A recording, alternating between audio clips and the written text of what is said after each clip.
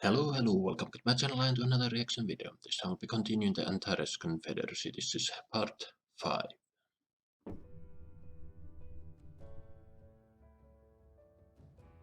On May 21st, 449 AL, a synthetic life form was named the director of the Joint Zyvan Science Institute and National Laboratory. Its appointment was the culmination of over a century of investment into cybernetics and artificial intelligence. In the ensuing years, hundreds of thousands of synthetic individuals would make careers and lives for themselves within every level of the Antares Confederacy. Across the nation, the definition of life had been changed forever. But the integration of artificial citizens into the Confederacy was just one way in which the revitalization of the nation had expressed itself. Everywhere, the determination to prove the validity of Antares exceptionalism brought about new innovations and ambitious projects. Enormous gateways, reverse-engineered from the scattered derelicts that littered the galaxy, linked together the Confederacy in ways never thought possible. Almost overnight, the distant frontiers of the Outer Rim were as accessible as the core of Antares itself. The economic opportunities were endless. Barren worlds were transformed into paradises. Over the still-burning remnants of the ancestral homeland of the Vrul, an immense new station was constructed. A new form of habitat, and the first of many, in which hundreds of thousands brought life back to a once-dead star system. That same year, poverty was eradicated as enormous social programs ensured that every Confederate citizen was financially independent. But the greatest projects were directed outwards. Across the Interstar system, enormous structures were perpetually lit by thousands of glowing engines as fleets of construction vessels moved tirelessly to complete the new center of the Antares military-industrial complex, a site from which the liberation of Earth could be launched and coordinated. The Confederacy was united and driven by the ideal that evil must be opposed, and with every year came renewed accounts of the atrocities and carnage that the United Terran Protectorates and their Skrek masters had unleashed upon the galaxy. Far across the frontier, the horrors first unleashed upon the Thymodian Republic were repeated. Entire worlds were encased within unbreakable fields of energy at the direction of the Skrek. Any who resisted were crushed beneath the armies of their Terran subjects. Within the United Terran Protectorates, the achievements of Antares were mirrored in a warped and twisted manner. The UTP had also experimented with cybernetics, but the same year that Antares welcomed its first synthetic leaders, a vast uprising took place across Terran worlds. On Earth and its colonies, millions were butchered as artificial killing machines fought to free themselves from Terran servitude. The solar system again became a battleground. Terran fleets that might have easily routed this threat were not informed of the crisis, continuing their own senseless wars against the Thymodians and other neighboring states instead. For a brief moment, Earth itself was isolated from the rest of the Terran state, as the President and his Executive Council fled the slaughter aboard a Skrek courier vessel. By the time the Terran Navy had arrived back in the solar system, and the rule of the Protectorates restored, tens of millions had died across the nation. Antares intelligence had hoped that the uprising might serve to weaken the rule of the Protectorates, or even that of the Skrek themselves. But in the aftermath, the dependency the Terran state showed towards its collaborators only deepened. And while it could ultimately never be proven, there remained the possibility that everything that had transpired across the Protectorates had been done so according to some terrible design. The uprising that had killed millions might have only been a kind of trial, designed to pit one tool of the Skrek against another. As the inevitable confrontation with the Skrek loomed ever nearer, the Antares Confederacy began to expand its relationship with its allies. The Antares Treaty Organization, or ATO, had been signed by the Confederacy, the Commonwealth of Vitalas, and the Commonwealth of Ventin Vita, two states liberated from the former dominions of the Great Khan. At first, it had been little more than a defensive measure, intended to protect these nations from outside influence. Now, it represented a growing base of stability and liberty in a section of the galaxy that for over a century had been plagued by corrupt regimes, failed states, and chaotic borders. The admittance of the Anthorian Republic into the ATO was a controversial decision. Both Vitalas and Ventin Vita were in many ways satellite states of the Confederacy, and while the Antares Treaty Organization was intended to be a federation of equals, many within the Confederacy were reluctant for Antares to willingly give up its place of dominance. When the Anthorian Republic entered the ATO, the nature of the alliance evolved further, becoming a true partnership. It was in many ways a successor to the Moya Pact, yet where the Cloister of the Spirits had been enigmatic and often frustrating allies, the Anthorians were willing partners.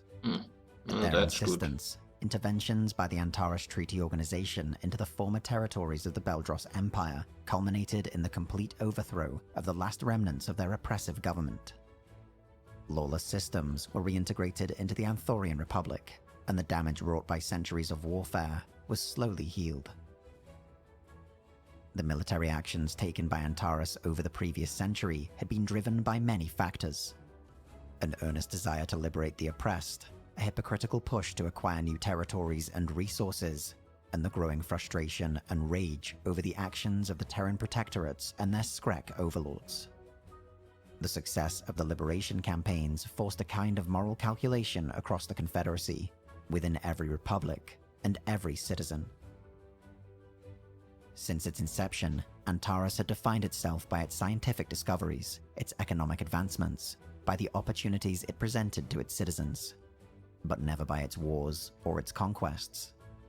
And yet, the interventions, the wars of liberation, however they were branded, had done more to stabilize their section of the galaxy than every sanction, blockade, or strongly worded protest. Whenever the Confederacy had stayed its hand, whenever it had relied on a half measure, its moral superiority had been maintained, but the galaxy had suffered. The reaction to the growing philosophy of Antares interventionism took many forms across the Confederacy. To its critics, the nation had become democratic crusaders, cloaking their aggressive acts in utopian ideals. To its supporters, Antares had finally learned that a few years of carnage was preferable to decades of suffering and neglect. Whether the Confederacy had betrayed its values or was finally living up to them was a question that had to be answered by each of its citizens. But the martial fires had been lit, and evil must be opposed. Had the Skrek attacked Antares, the call to action would have been immediate, and without any form of debate. But in 478 AL, the Confederacy was forced to confront not its greatest rival, but its oldest friend.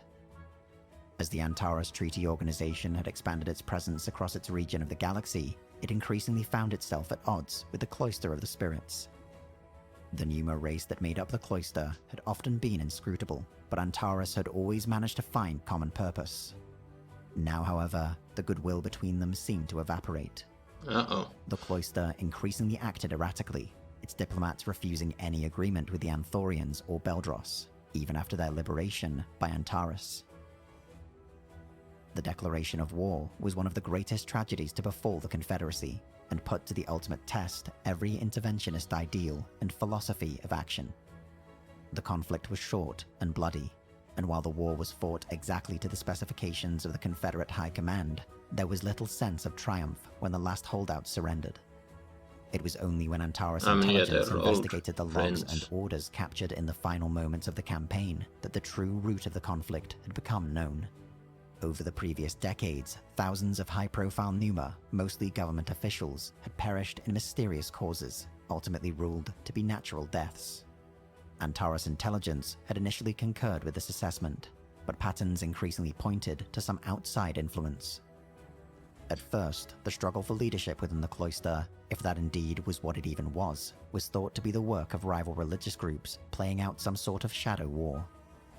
The evidence had been deeply buried and might have easily been missed or destroyed during the conflict, but it pointed to one unmistakable fact. Every death had a greater purpose behind it. The war between Antares and the Cloister had been engineered. It was only through their intermediaries in the ancient Vran nation that Antares was able to demand a meeting with the Skrek.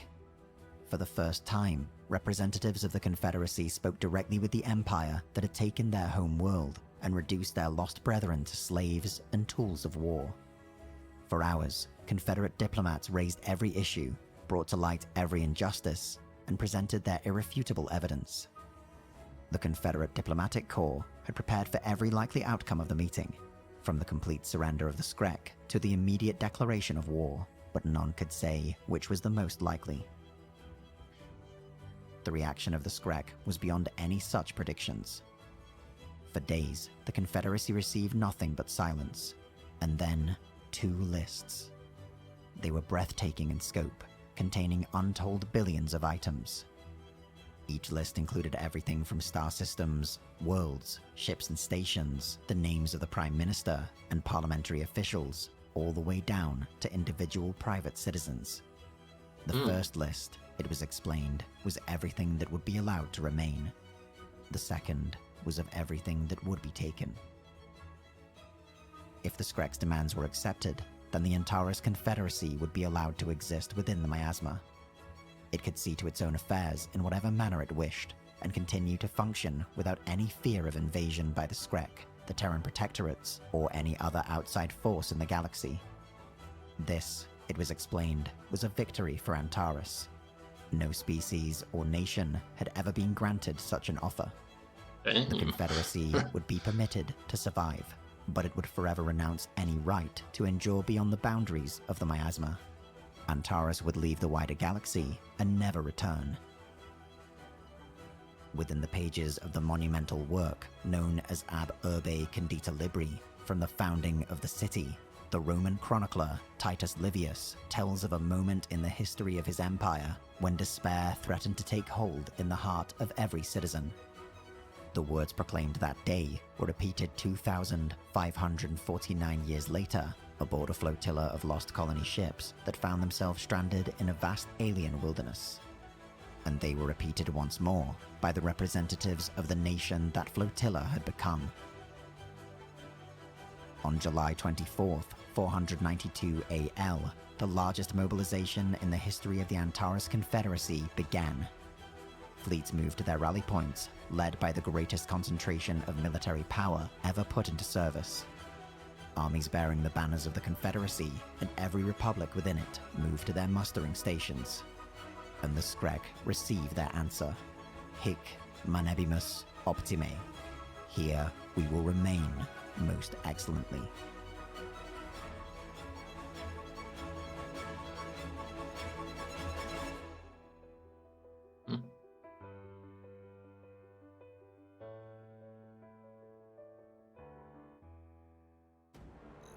Well, there you have it, folks. Part 5, and yeah, so now the conflict between Antares and Skrek can finally begin.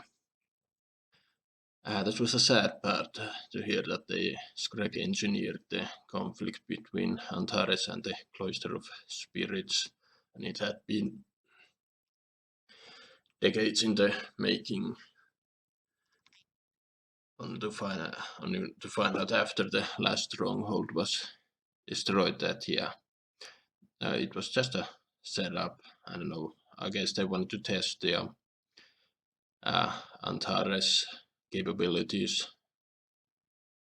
and even weaken them to some extent. But something tells me that that was more than enough moral boost for Antares to pick up arms, even after the Skrek gave their 2 lists. I mean, okay, so Antares is the only faction that to ever get the deal that they're allowed to exist within the miasma or whatever, and that they wouldn't be invaded so long as they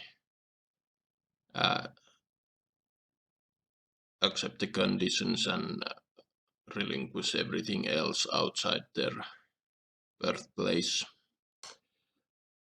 But yeah, and the Skrek have and their allies have that reputation of being extremely brutal and whatnot. So maybe they thought that would work, but no.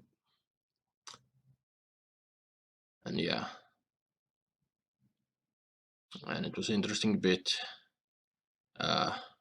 what happened in the Terran colonies when artificial landforms and whatever started slaughtering millions of people, but that didn't weaken them, but instead they became more aware and focused on looming threats. And yeah, now there's two factions in the galaxy, one with the notion of freedom and the one very imperialistic with the notion of subjugating everything.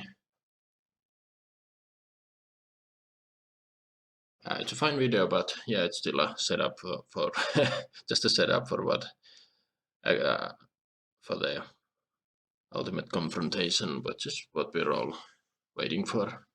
But anyway, hope you enjoyed my next comment, like, subscribe if you want, and I will see another video.